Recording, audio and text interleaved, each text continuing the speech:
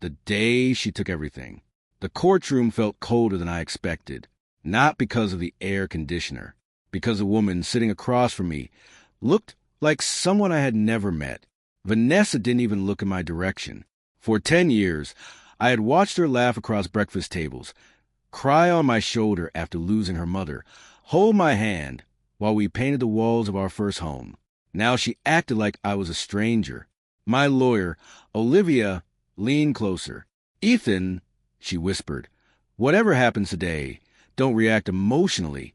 I gave her a tired smile. "I won't. You promise?" "I've already lost my marriage. I'm not going to lose myself, too." She nodded but didn't look convinced. The courtroom door opened. "All rise." Everyone stood. Judge Eleanor Hayes entered and took her seat. "You may be seated." Paper shuffled. Pens clicked. The silence felt louder than any argument. Judge Hayes looked at both of us. "Mr. Carter, Mrs. Carter, this court hopes today's proceedings can conclude respectfully." I almost laughed. Respect. That word had disappeared from our marriage months ago. Vanessa's attorney stood first.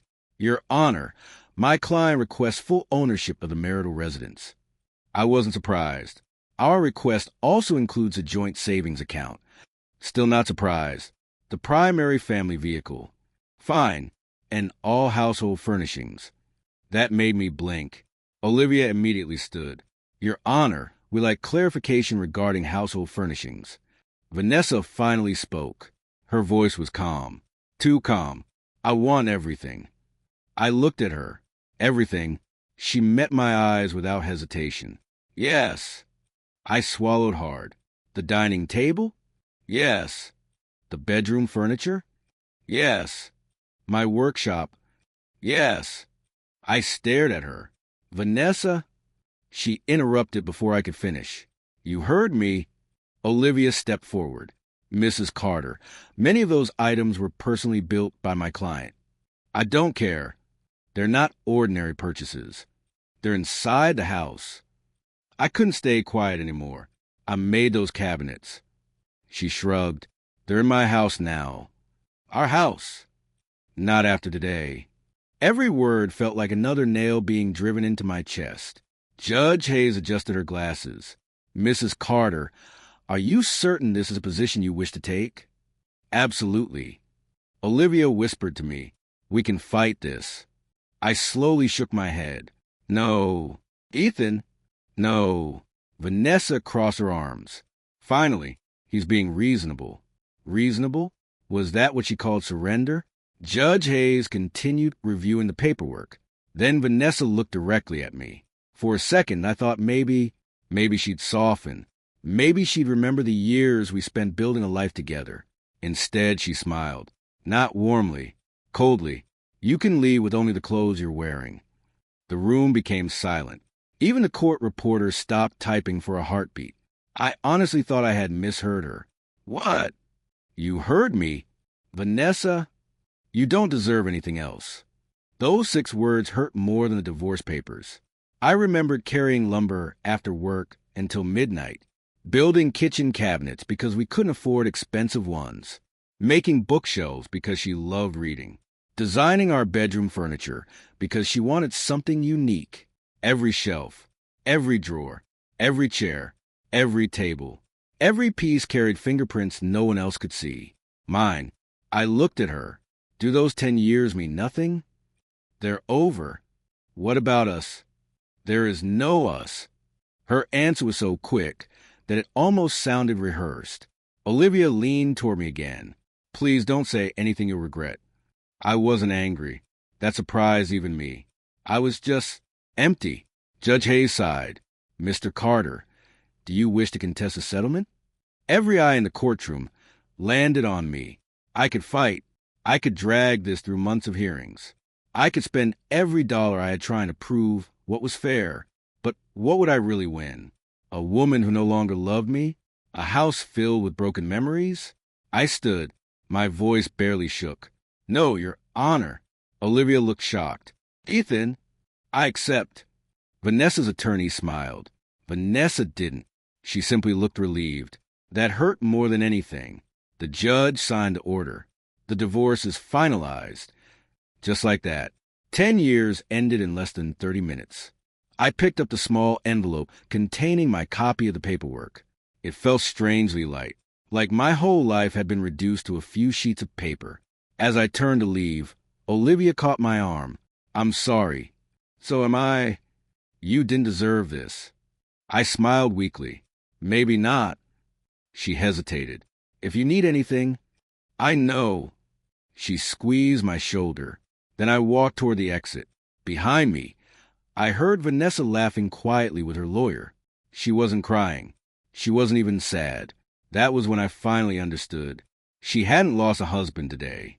She believed she'd gotten rid of one. Outside, the afternoon sun hit my face. I breathed deeply. For the first time all day, the air didn't feel heavy. I got into my old pickup truck and drove home. Not because it was still mine, because I wanted to see it one last time. When I pulled into the driveway, I didn't go inside. I simply stood there. My eyes traced every part of the house. The porch swing. I built it after Vanessa said sunsets felt lonely. The flower boxes beneath the windows. She painted them while I held the ladder. The front door. I carved the frame by hand over 3 weekends. I whispered to myself, I built all of this. The words weren't filled with pride. They were filled with goodbye. I turned around, climbed back into my truck, and drove away without looking back again. I thought I had left my home behind. I had no idea. The house wasn't finished changing my life. The moving trucks arrived. 3 weeks after the divorce, I stood across the street from the house that had once been my greatest dream. This time, I wasn't there to beg. I wasn't there to argue. I wasn't even there to win. I was there to collect what had always been mine. Olivia handed me a thick folder. "You've read everything?" "I have." "You understand every item listed here is supported by contracts, receipts, design registrations, and photographs." "I know." "If Vanessa refuses, the sheriff's deputy will enforce the court order." I nodded. "I don't want to fight." Olivia smiled. "Good, because the law is already on your side." Behind us, 3 moving trucks pulled into the driveway. The company manager climbed out and walked toward me. "Mr. Carter?" "That's me." He extended his hand. "We've reviewed every document with your attorney. We'll remove only the property listed in the order." "Thank you. We'll treat every piece carefully." "I appreciate that." He looked at the house. "Ready?" I took a slow breath. "No." He waited. "But let's do it anyway." The front door opened before we even reached it. Vanessa stepped outside wearing a silk robe and an expression full of irritation. "What is this?" Before I could answer, Ryan walked up beside her. "Who are these people?" Olivia spoke first. "Good morning. We're here to execute a court-authorized property recovery." Vanessa frowned. "What property?" Olivia handed her the paperwork. "The handcrafted furniture and custom-built installations listed in this order." Vanessa barely glanced at the papers. "What nonsense is this?" Ryan snatched the folder. "This has to be fake." "It isn't," Olivia replied calmly. Ryan flipped through the pages. His confidence disappeared 1 page at a time. "What the hell?" Vanessa grabbed the documents from him. "What are you talking about?"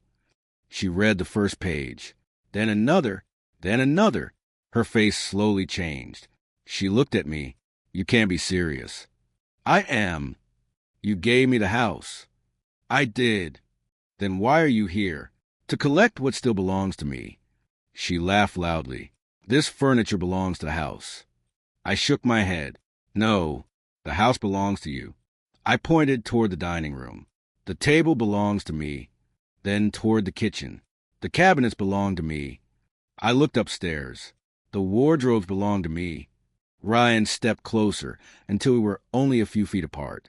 "You think you're clever?" "No. You think some paperwork lets you rob this house." "I'm not taking anything that isn't mine." He jabbed a finger toward my chest.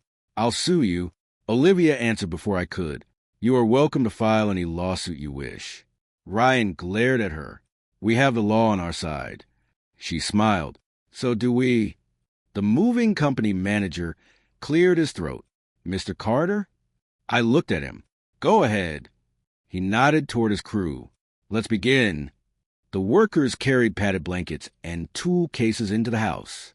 Vanessa suddenly blocked the doorway. No, you can't come in. One of the workers remained polite. Ma'am, please don't interfere. I live here. I understand. You aren't touching anything. The sheriff's deputy stepped forward. Ma'am, this recovery is authorized by court order. She looked at me as if I betrayed her. Ethan, her voice cracked for the first time. You'd really do this? I met her eyes. You told me to leave empty-handed. The words hung between us. For a moment, neither of us spoke. Then the workers walked inside. The sound of drills echoed through the hallway. The first cabinet door came off its hinges, and I knew there was no turning back. An empty house echoes loudest. The morning after the moving trucks left, I unlocked the door to my small workshop.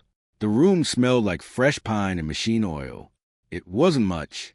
One workbench, a few saws, some old clamps. But for the first time in months, it felt like a place where I could breathe. I ran my hand across the empty bench. Looks like it's just you and me again. My phone rang. It was Mr. Benson. Ethan. Morning. I thought you want to know. What happened? They spent all night arguing. I leaned against the workbench. About what? The house. I let out a quiet sigh.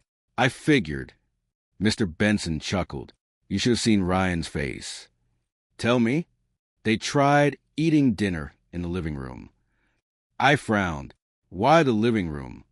Because there's no dining table anymore. I couldn't help smiling. And they ordered expensive takeout. Okay. They had nowhere to put it. I laughed. So they balanced the boxes on moving cartons. Exactly. He paused before adding. Vanessa wasn't laughing. I looked around my little shop. Neither was I. Not because I felt guilty. Because I remembered all the dinners we once shared around that table. Mr. Benson continued. This morning contractors came. Already? 3 different companies. What did they say? They measured everything. And they kept asking the same question. What question? Who built this place? I smiled quietly. They finally found out. They also gave Ryan an estimate. How much? Mr. Benson whistled. The cheapest quote started above $300,000. I closed my eyes. That much? Custom work isn't cheap. It never was. One contractor even said, you can't replace craftsmanship with a credit card. For the first time in weeks, I laughed without forcing it. Sound like someone honest. He refused the project. Why? He said, whoever built the originals knew the house better than any blueprint. After we hung up, I stood silently for a moment, not because I enjoyed hearing about Vanessa's problems, but because someone had finally recognized the value of my work. No one had said that in years. Later that afternoon, Olivia stopped by the workshop. She looked around. So this is where the next chapter begins. It isn't much. She smiled. It doesn't have to be. She noticed an unfinished chair sitting in the corner. You started working already? I couldn't sleep. So you built. I always build when life falls apart. She ran her fingers over the smooth wood. Ethan, yeah. You know what I realized? What? You never actually lost your talent. I know. You only lost someone who stopped seeing it. Her words stayed with me long after she left. That evening, there was a knock on the workshop door. When I opened it, I saw a young woman holding a large roll of architectural drawings. Hi, she said with a warm smile. Are you Ethan Carter? I am. I'm Lily Benson. I blinked. Mr. Benson's granddaughter? She nodded. My grandfather won't stop talking about your work. I laughed. That sounded like him. She unrolled the blueprints across my workbench. I'm designing a lakeside home. I studied the drawings. They're beautiful. I don't want factory furniture. She looked directly at me. I want someone who builds things that last. I stayed quiet. She continued. My grandfather said there's only one person I should ask. I looked at the empty workshop around me. For weeks, I had felt like my life had been taken apart piece by piece. Now someone was asking me to build again, and for the first time since the divorce, I smiled because I wanted to, not because I was pretending. The man I forgot I could be. The smell of fresh walnut filled my workshop before sunrise. I smiled as I ran my hand across the smooth surface of the dining table I had just finished. For the first time in a long while, I wasn't building furniture to save money. I was building it because someone believed it was worth paying for. The front door opened. Lily stepped inside, carrying 2 cups of coffee. I guessed you'd already be working. I looked at the clock. It's only 6. She laughed. Exactly. She handed me a cup. Thanks. She walked around the table, studying every joint and every carved edge. You know, she said, I've worked with a lot of craftsmen, and I've never met anyone who talks to wood. I chuckled. I don't talk to it. She pointed toward the tabletop. You sanded this corner 3 different times. I wasn't happy with it. I couldn't even see the flaw. I could. She smiled. That's exactly what I mean. I took a sip of coffee. What brings you here this early? She pulled an envelope from her bag. I want you to enter this. I looked at the logo printed across the front. National Artisan Furniture Design Competition. I blinked. Lily, don't say no yet. I haven't. Good. She slid the application toward me. First prize is more than money. I know. It's recognition. I shook my head. I've never built furniture for awards. I know. I build it because I love it. And that's exactly why you'll stand out. I laughed softly. You've already decided I'm entering. I have. What if I lose? She crossed her arms. What if you don't? I looked down at the application again. The younger version of me would have filled it out immediately. The man I had become during my marriage, he would have talked himself out of it. I'll think about it. She smiled.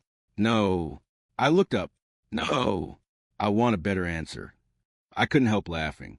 You don't give up easily. My grandfather says that's why architects survive. Before I could answer, the workshop door opened again. A familiar voice echoed inside. So this is where you've been hiding. I turned around. Noah. My younger brother walked straight toward me and pulled me into a hug. It's good to see you. You too. He looked around the workshop. I leave for 6 months, and you start over without telling me? I didn't want to worry you. He punched my shoulder lightly. Idiot. I smiled. I missed you too.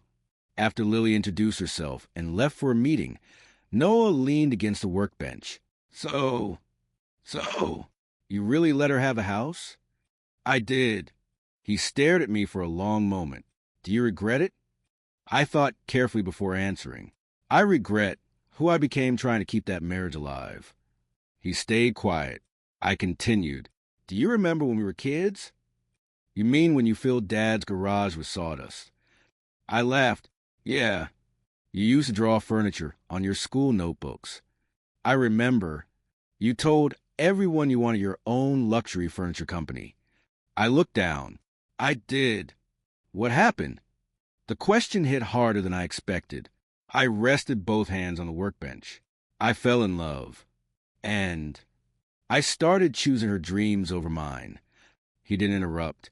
At first, it felt right. It usually does. She wanted a bigger house. So you built one. She wanted custom furniture. So you made it. She wanted expensive vacations. You worked overtime. I nodded. Every year I told myself I'd chase my own dream later. And later never came. I let out a slow breath.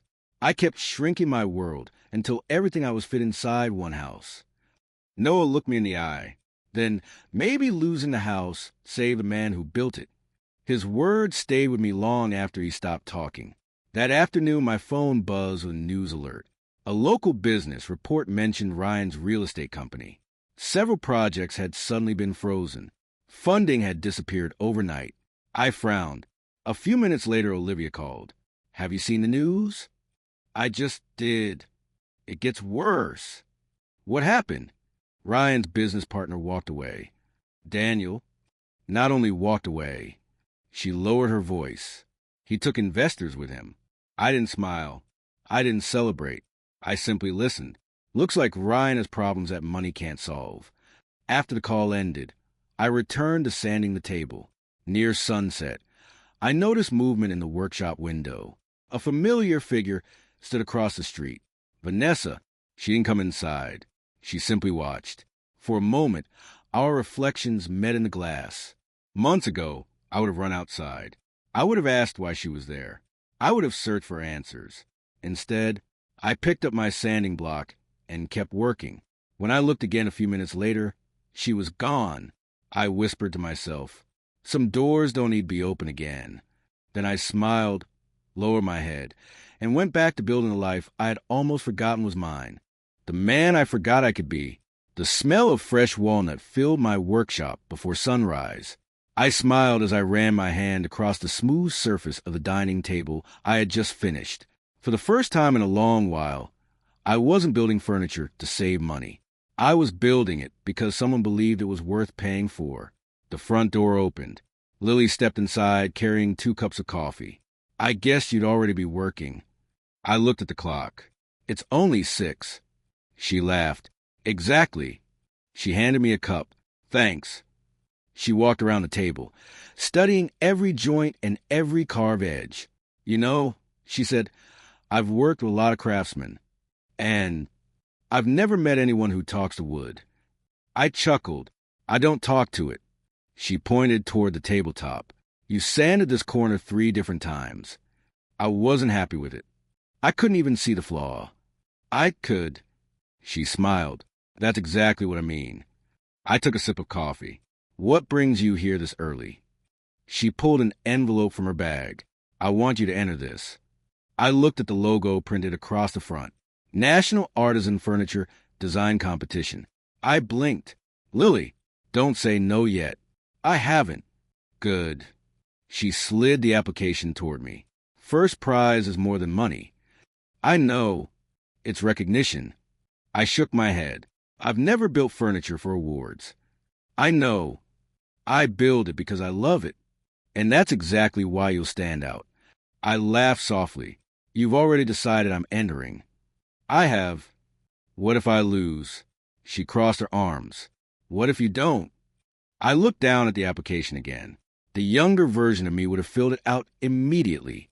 The man I had become during my marriage, he would have talked himself out of it. I'll think about it. She smiled. No. I looked up. No. I want a better answer. I couldn't help laughing. You don't give up easily. My grandfather says that's why architects survive. Before I could answer, the workshop door opened again. A familiar voice echoed inside. So this is where you've been hiding.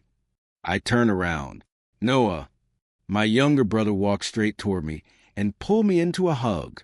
It's good to see you. You too. He looked around the workshop. I leave for 6 months, and you start over without telling me? I didn't want to worry you. He punched my shoulder lightly. Idiot. I smiled. I missed you too. After Lily introduced herself and left for a meeting, Noah leaned against the workbench. So, you really let her have a house? I did. He stared at me for a long moment. Do you regret it? I thought carefully before answering. I regret who I became trying to keep that marriage alive.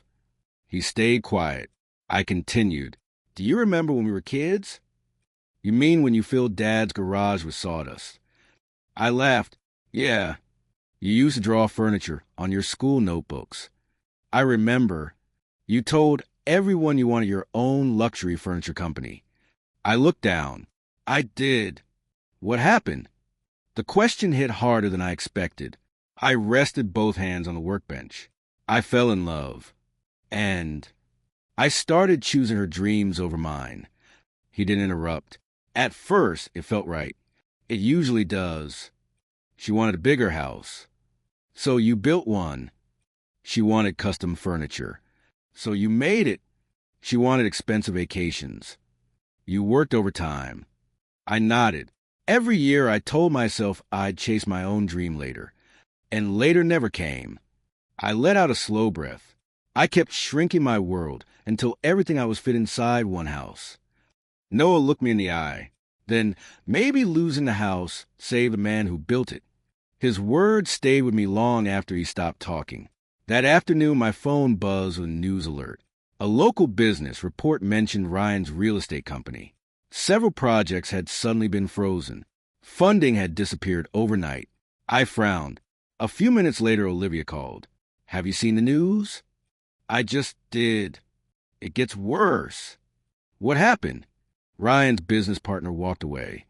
Daniel not only walked away, she lowered her voice. He took investors with him.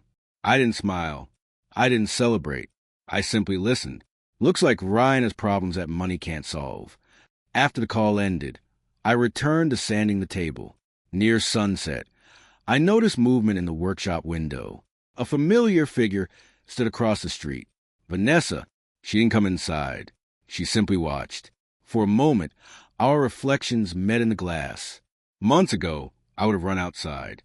I would have asked why she was there. I would have searched for answers. Instead, I picked up my sanding block and kept working. When I looked again a few minutes later, she was gone. I whispered to myself, some doors don't need to be open again.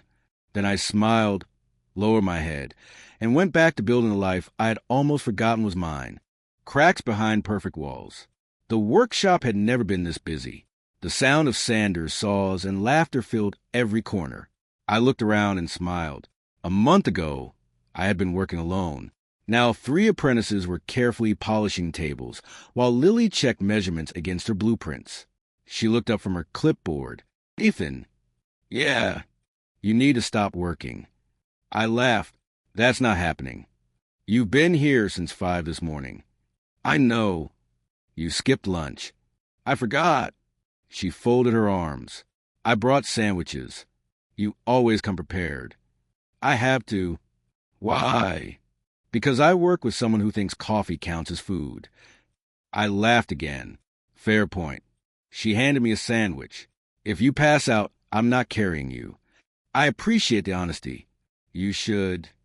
As we sat on the workbench eating, my phone started vibrating over and over. Lily looked at the screen. "You planning to answer that?" I picked it up.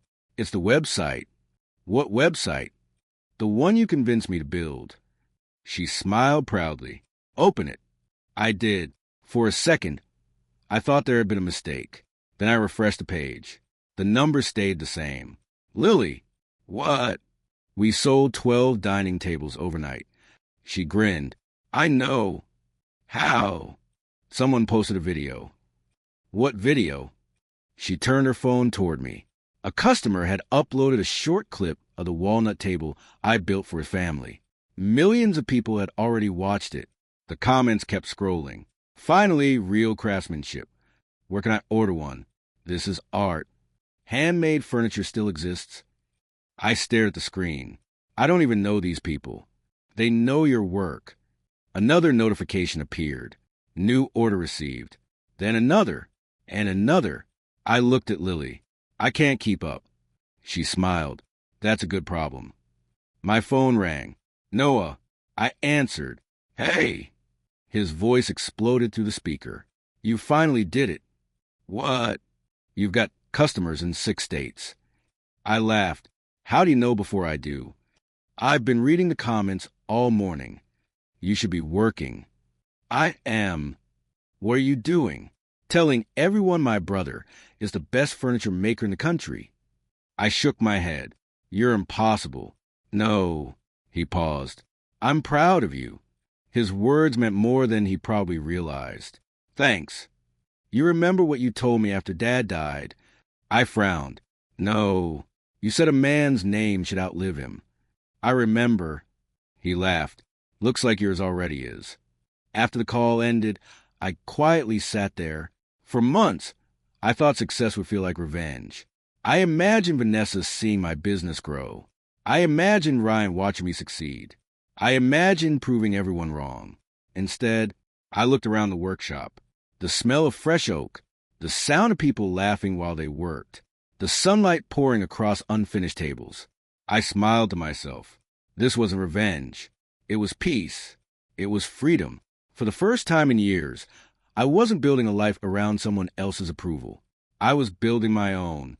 Late that afternoon, Olivia stopped by carrying another stack of papers. I promise these aren't legal problems. I laughed. Good. They're business contracts. I raised an eyebrow. Already? You need them? She placed them on the table. You're officially becoming too successful to rely on handshakes. Lily laughed. I've been telling him that.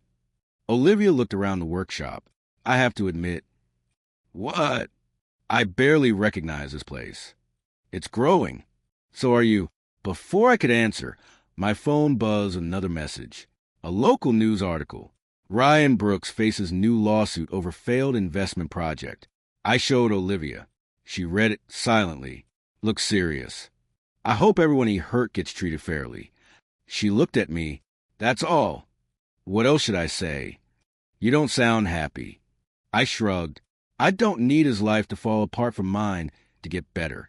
Olivia smiled. I was hoping you'd say that. That evening, after everyone had gone home, I locked the front gate and turned off the workshop lights. Only my office lamp remained on. I sat alone finishing a sketch for Lily's newest project when I heard voices outside. A woman sounded angry. No, Ryan. Another voice answered. I told you we're out of options. I couldn't hear every word, but I recognized the voices immediately. Vanessa, Ryan. Their argument faded as a car sped away.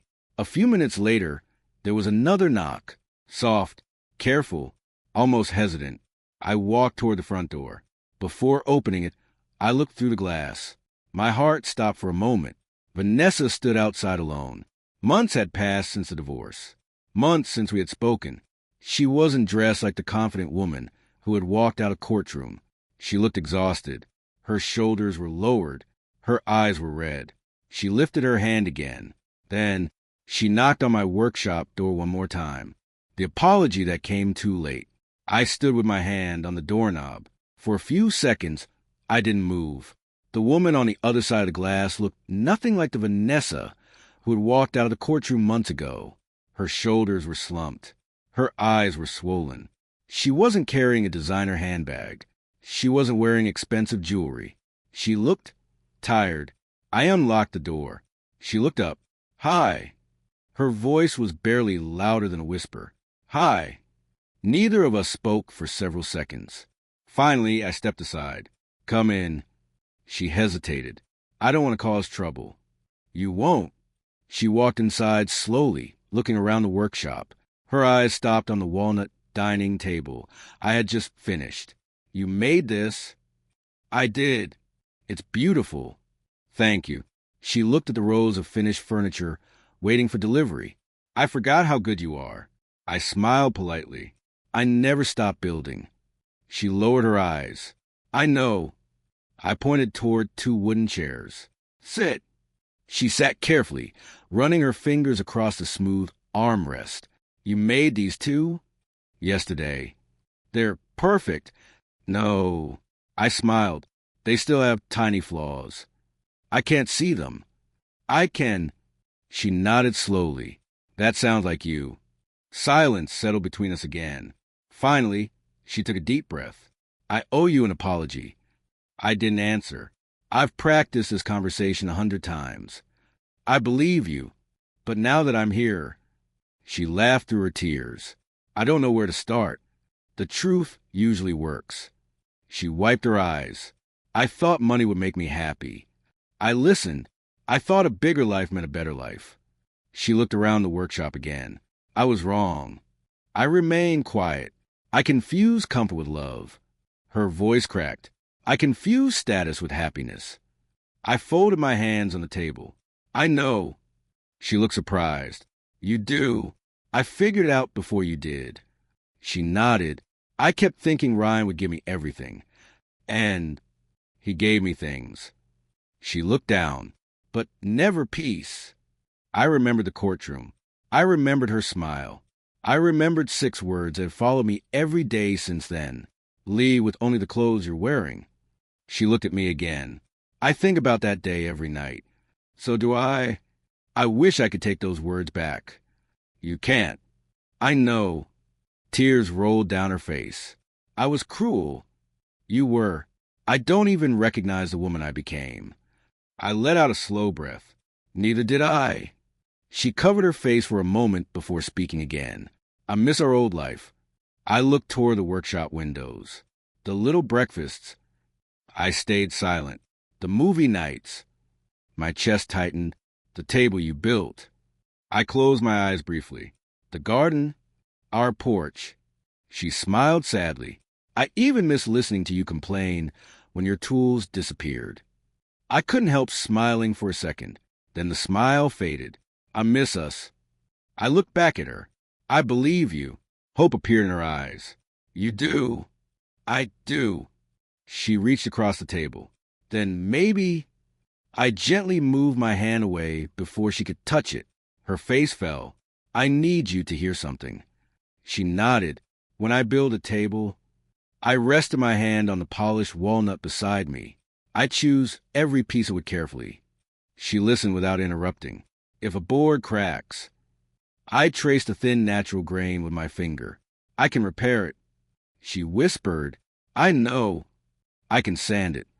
I nodded slowly. I can stain it. My voice stayed calm. I can even make it beautiful again. She looked at me through tears. But I met her eyes. The crack never disappears. She closed her eyes. You still know where it is. I always will. She started crying harder. I broke your trust. You did. I'm sorry. I know. She took another shaky breath. Can we start over? The question hung between us. Months ago, I would have answered without thinking. Months ago, I would have begged for another chance. But I wasn't that man anymore. I smiled gently. Vanessa? She looked up. I already have. She frowned. What do you mean? I started over the day I stopped living for someone else's approval.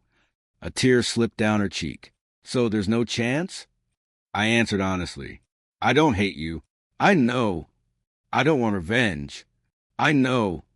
I truly hope your life gets better. She swallowed hard. But not with me? I nodded. Not with me? She stood slowly. For a moment, I thought she might argue. She didn't. She simply walked toward the door. Before opening it, she looked back one last time. I finally understand something. What? The day I thought I won. She looked around the workshop. Was the day I lost the best man I ever had. I didn't answer. There was nothing left to say. She wiped away her tears, opened the door, and quietly walked into the evening.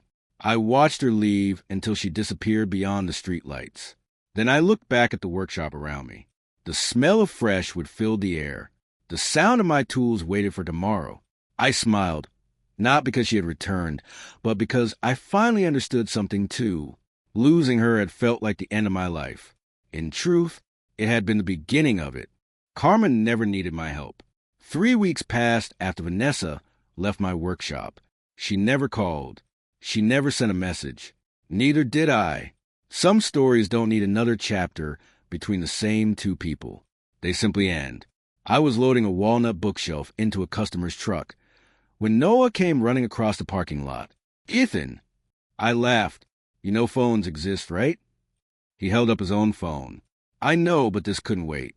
What happened? He turned the screen toward me. The headline filled the display. Real estate developer Ryan Brooks files for bankruptcy protection. I stared at it for a moment. So it finally happened. Noah nodded. There's more. I opened the article. Daniel Moore had agreed to cooperate with investigators. Internal documents. Hidden loans. Fake financial reports. Everything Ryan had tried to bury was now public. Noah watched my face. Say something. I locked the phone. I hope everyone who lost money gets justice. That's it. What else should I say? I thought you'd celebrate. I shook my head. I already have everything I wanted. You mean the business? I smiled. No. What then? My peace. Noah grinned. I like this version of you. So do I. That afternoon, Mr. Benson stopped by the workshop, carrying a folded newspaper. I figured you hadn't seen today's local edition. I wiped the sawdust from my hands. What's in it? He unfolded the paper and pointed to the front page. Luxury home scheduled for bank auction next month. The address caught my eye immediately. My old home. For a few seconds, I couldn't speak. Mr. Benson sighed. I never thought I'd see the day. Neither did I. They couldn't keep up with the payments. I looked at the photograph. The yard looked neglected. The flower boxes were gone. The porch swing I had built had disappeared. The house looked tired, almost lonely. Mr. Benson quietly said, I walked past it yesterday. How is it? It doesn't feel like the same place. I smiled sadly. It isn't. A week later, Olivia called. Are you free tomorrow morning? I can be. Good. Why? The bank auction. I stayed quiet. You should come. I don't know. I think it'll help you close that chapter. I don't want a house. I know. Then why go? So you can choose to walk away. The next morning, I parked across the street from the property. No one recognized me. I wore a baseball cap and sunglasses. I wasn't hiding from anyone. I just wanted to observe in silence. People walked through the front door with clipboards. Investors, developers, real estate agents. None of them knew what that house had once meant. Inside, the rooms echoed, without the handcrafted cabinets, without the staircase, without the built-in shelves, without the dining table. It looked like an unfinished shell. One investor frowned. This place needs another fortune. Another shook his head. I expected luxury. A contractor laughed quietly. Luxury? He pointed around the room. You're looking at empty walls. Someone else asked, what happened to all the custom woodwork? The auction representative answered, it wasn't included. I smiled to myself. No, it never had been. As I stepped outside again, I noticed Vanessa standing near the sidewalk. She looked at the house without blinking. She hadn't seen me. Sarah stood beside her. I couldn't hear every word, but the wind carried pieces of their conversation. Sarah spoke first. I'm sorry. Vanessa looked confused. For what? I encourage you. Vanessa lowered her head. I made my own choices. I kept telling you that money would solve everything. Vanessa let out a painful laugh.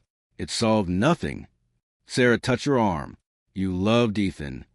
I know. So why? Vanessa's answer came slowly. I stopped seeing the man. She looked toward the empty house and started chasing the life I imagined someone else could give me. Sarah whispered, do you regret it? Vanessa nodded. Every single day. I quietly turned away. Some apologies aren't meant for the person who hears them. They're meant for the person who finally understands them. The auction began. The bidding climbed, then slowed, then stopped. The final price was far lower than anyone had expected. An investor behind me muttered, I thought this place would sell for much more. Another replied, it lost what made it special. I closed my eyes for a second. He was right. The value had never been in the square footage. It had been in the hands that built it.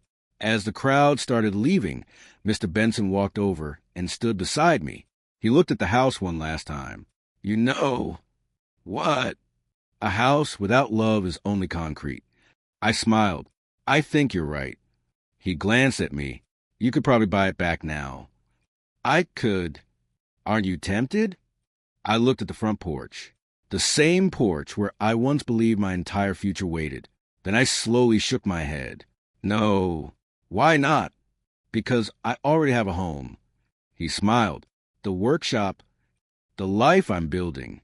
He nodded proudly. That's the right answer. I took one final look at the house.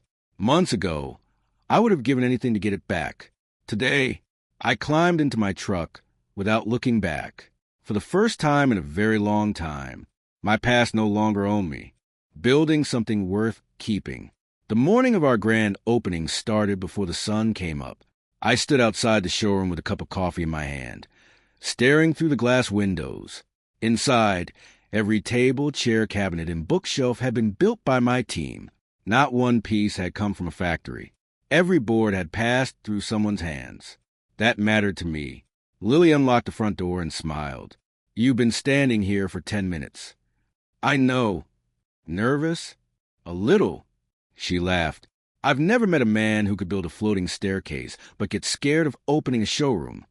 I can fix wood. And people, they're harder. She nudged my shoulder. You'll be fine. We walked inside together. The showroom smelled exactly the way I hoped it would. Fresh oak, walnut, cedar. A quiet reminder that everything around us had been built with care. Lily looked around proudly. I still can't believe we did it. We didn't. She frowned. What do you mean? Our team did. She smiled. That's why people like working with you. Before I could answer, the front door opened. Noah walked in carrying 3 boxes. I brought the brochures. You printed them already? He grinned. 500 copies. That many? You'll need more. I laughed. You're optimistic. No. He pointed toward the parking lot. I'm realistic. I looked outside. Cars were already pulling in. My stomach tightened. Lily noticed. Still nervous? Maybe a little. She handed me a small wooden plaque. I looked down. It read, "Built with honest hands." I smiled. Where did this come from? You said those words during your first interview. I don't remember. I do. She pointed toward the entrance. I think they should be the first thing people see. I nodded. They're staying. The doors opened. Our first customer stepped inside. An older couple slowly walked around the showroom. The man stopped in front of a walnut dining table. He ran his fingers across the edge. Who made this? Noah smiled. My brother. The customer looked at me. You? I nodded. I designed it. He looked closer. I haven't seen craftsmanship like this in years. Thank you. His wife smiled. It feels alive. I laughed softly. That's the nicest compliment I've ever received. More people entered. Within an hour, the showroom was full. Questions came from every direction. Can you customize sizes? Yes. Do you ship nationwide? We do. What kind of wood is this? White oak. Can you make matching chairs? Absolutely. As I moved from customer to customer, I noticed Noah talking with a young family. The father asked, "How did this company start?" Noah smiled. My brother always believed furniture should outlive the people who build it. The man nodded. That's a nice idea. It took him a long time to finally chase that dream. Why? He spent years building for everyone else. Noah looked toward me. Now, he finally builds for himself. He never mentioned Vanessa. He never mentioned the divorce.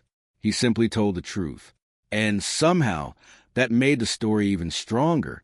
Later that afternoon, Olivia arrived carrying a bouquet of flowers. I laughed. I didn't know lawyers bought flowers. She rolled her eyes. Only when clients stopped needing courtrooms. I hugged her. I'm glad you're here. I wouldn't have missed this. She looked around the showroom. Then she looked back at me. Do you remember the first day you came into my office after the divorce? I do. You barely spoke. I didn't know what to say. You thought your life was over. I smiled. I really did. She folded her arms. Look around. I did. Families laughed while trying chairs. Children pointed at handcrafted rocking horses. Couples discussed dining tables. Employees answered questions with pride. The room felt warm, alive. Olivia smiled. You've come a long way. I guess I have. You didn't just rebuild a business. She paused. You rebuilt yourself. Those words stayed with me long after she walked away. As the afternoon became evening, Lily joined me near the entrance. Tired? A little. Happy. I looked around one more time. I thought success would feel louder. What does it feel like? I smiled. Quiet. She looked at me curiously. Quiet. I spent months believing I needed revenge. And now, I shook my head. I don't. What changed? I looked at the families walking through our showroom. The best answer to pain isn't making someone else suffer. She waited. It's building a life that no longer depends on the people who hurt you. Lily smiled. I like that. So do I. Just before closing time, the older couple from the morning returned. The husband reached into his pocket. We'd like to place an order. For which table? He smiled. The one your hands built. I looked at the showroom around me. Months ago, I believed losing my home meant losing everything. Standing there, surrounded by people who valued honesty, craftsmanship, and trust, I finally understood the truth. Some things are worth fighting for. A house wasn't one of them. The life I was living now, that was something worth keeping. I left her an empty house, but found a full life. Almost a year had passed since the day I walked out courthouse with nothing but the clothes I was wearing. If someone had told me back then that losing everything would become the best thing that ever happened to me, I would have laughed. Now, I believed it. Saturday morning sunlight filled the town square as Lily and I unloaded handcrafted toys from the back of my truck. She handed me a wooden rocking horse. Careful. I smiled. You say that every time, because you keep carrying two at once. I've got strong arms. She laughed. You've also got a stubborn head. The local children's charity had invited businesses to donate handmade items for their annual fundraiser. Our company had built rocking horses, toy chests, puzzles, and small reading benches. Watching children smile as they touched the toys reminded me why I had fallen in love with woodworking in the first place. Not because it made money, because it created memories. Noah walked over carrying another box. We're almost set. Everything inside? He nodded. Every toy. Mr. Benson appeared a few minutes later with 2 cups of coffee. I figured you'd forget breakfast again. I accepted one with a grin. You're starting to sound like Lily. She's smarter than you. I've noticed. We all laughed.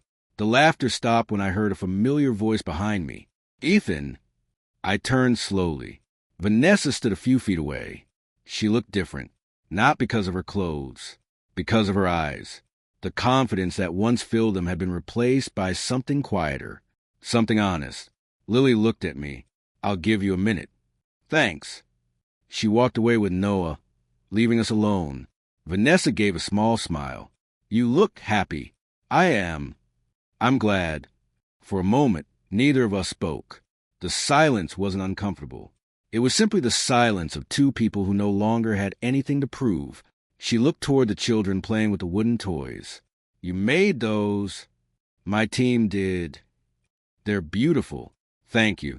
She folded her hands together. I almost didn't come over. Why? I wasn't sure you wanted to see me. I don't mind.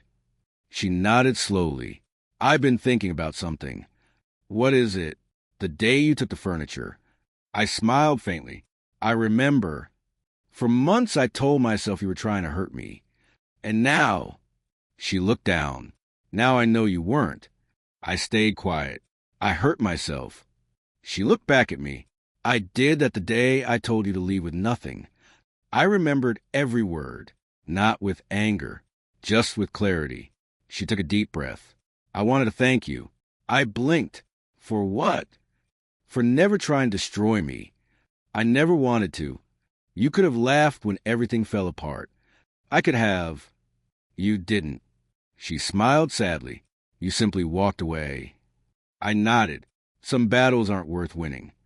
A tear formed in her eye. I kept waiting for you to come back and tell me I deserved it. I don't think anyone deserves that. She wiped her eyes. My own choices were enough. I looked at the busy charity event around us. Children laughed. Parents smiled. Life had continued. It always does. Vanessa followed my eyes. I used to think winning meant having more. And now, I think winning means sleeping peacefully. I smiled.